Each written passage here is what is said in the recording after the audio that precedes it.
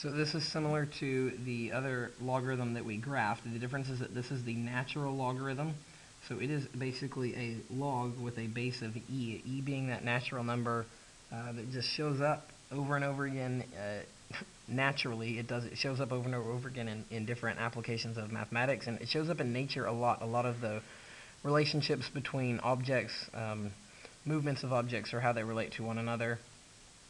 They seem to pop out this number e, just like pi seems to pop out when you're doing, geometric relationships with circles and other things like that. So e is approximately 2.72, and it's just an irrational number, just like pi. So the ln is just the log with a base of e.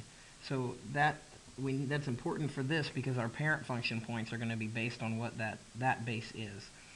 So remember that the parent function, there's always one parent function of a logarithm that is the log base anything of the number 1 spits out a 0. So if you put a 1 into the argument, so the parent function here would be just the ln of x. So if you put a 1 right here, it would give you a 0.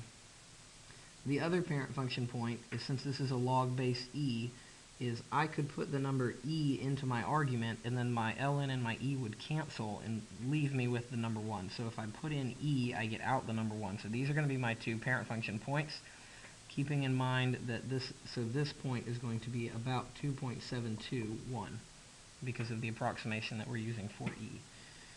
You can list your transformations. You have a, b, c, d. You have nothing for a. B is right 1, C has a reflection over x and a vertical stretch of 2, and then D also has nothing. If exponentials have a horizontal asymptote at y equals 0, then logarithms, their inverses, have a vertical asymptote at x equals 0, but that vertical asymptote is going to move over 1, oh, that should be dotted, because of the B transformation.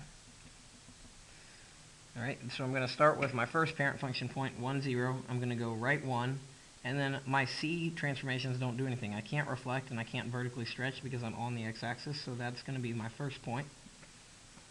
And then I'm going to have to estimate this. So E is about 2.72, and then I'm going to go up 1. So this is the parent function point that I'm starting with.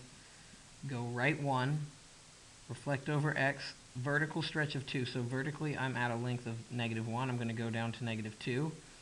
So this is where that point is going to be. It's not on the number 3. It's on 4.72, -2. And so you can see that this logarithm is going to look like this.